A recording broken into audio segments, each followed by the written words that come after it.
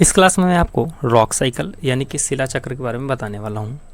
ये जो है ज्योग्राफी का एक बहुत ही इंपॉर्टेंट टर्म है जो कि बेसिक अंडरस्टैंडिंग को डेवलप करता है चट्टानों को लेके। तो हम शुरुआत करेंगे एक बेसिक से डेफिनेशन से, एक साधारण से परिभाषा से। कहा जा रहा है कि चट्टान चक्र या शैल चक्र या शिला चक्र भी आप इसे कहते हो, एक सतत प्रक्रिया है जिसके माध्यम से पुरानी चट्टानें नई चट्टानों में बदल जाती हैं। और ये जो चीज़ें हैं ये कई हजार लाखों करोड़ सालों से होती आ रही हैं जब से धरती का निर्माण हुआ है।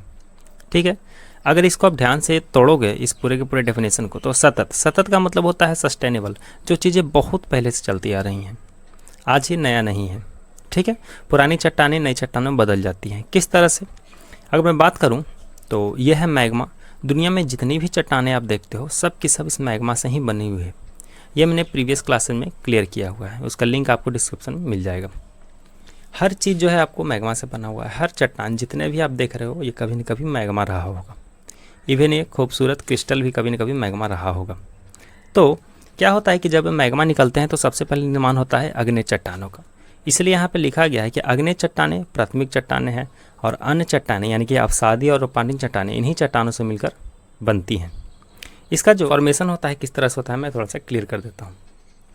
इसे कुछ इस तरह से समझा जा सकता है, ध्यान देना। अगर चट्टानें टूटती या चटकती हैं तो इसके पीछे दो ही रीजन है। सबसे पहला होता है एक इंटरनल रीजन जो धरती के नीचे होता है, तथा एक होता है एक्सटर्नल रीजन। एक्सटर्नल रीजन में आपका वेदरिंग यानी कि मौसम का प्रभाव हो जाता है। जैसे कि अगर मैं बात करूं अग्नि सेल की, तो ये जो है वेदरिंग यानी मौसम के प्रभाव के कारण टूटेंगे और उसके सेडिमेंट्स यानी कि अवसाद बनेंगे और उन अवसादों के इकट्ठा होने से सेडिमेंट्री रॉक का निर्माण होगा। ठीक है, कालांतर में समय के अनुसार ये अवसादी सेल जो है ज़मीन के नीचे दबेंगी और इससे जो है रूपांतरित चट्टानों का निर्माण हो सकता है। ठीक है, उसी तरह से ये अवसादी चट्टानें जो हैं इकट्ठा होंगी और हो सके ये धरती के नीचे दब जाएं और वहाँ से जो क्या है मैग्मा का फॉर्म ले ले और फिर मैग्मा से जो है हमारा अग्नेय सेल वहाँ पे बन जाएगा। तो आप देख सकते हो कि चक्र इस तरह से इधर आ रहा है फिर ऊपर की तरफ जा रहा है। उसी तरह से सेडिमेंट्री रॉक जो है हमारा रूपांतरित चट्टान बन सकता है। तो रूपांतरित चट्टान के अवसाद से अवसादी चट्टान का निर्माण हो सकता है। देखो उल्टा भी जा रहा है। तथा अग्नेय सेल जो है वो रूपांतरित सेल डायरेक्ट भी बन सकता है तथा एक रूपांतरित सेल अग्नेय सेल डायरेक्ट भी बन सकता है। जैसा कि इस एग्जाम्पल से स्पष्ट है, अगर एक गिरनाइट है, जैसा कि आप जानते हो गिरनाइट क्या है कि इग्नियस रॉक है, अग्नेय चट्टान है।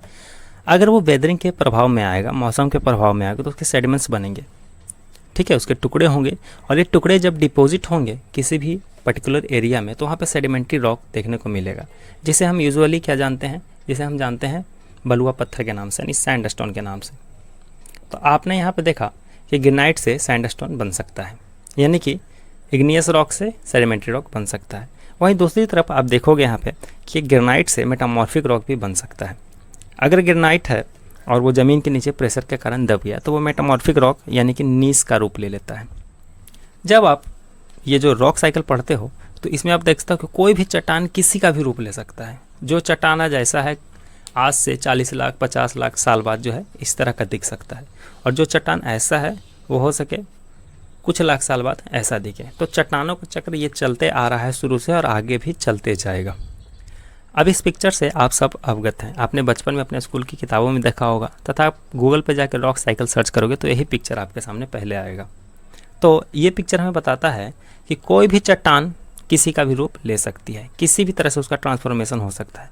बस उसके लिए क्या चाहिए, प्रेशर चाहिए और हीट चाहिए, और तीसरा सबसे इम्पोर्टेंट चीज़ क्या है, समय चाहिए। तो आई होप ये क्लास आपको अच्छी लगी होगी। अगर अभी भी कुछ डाउट है तो आप नीचे कमेंट सेक्शन में मुझसे पूछ सकते हो।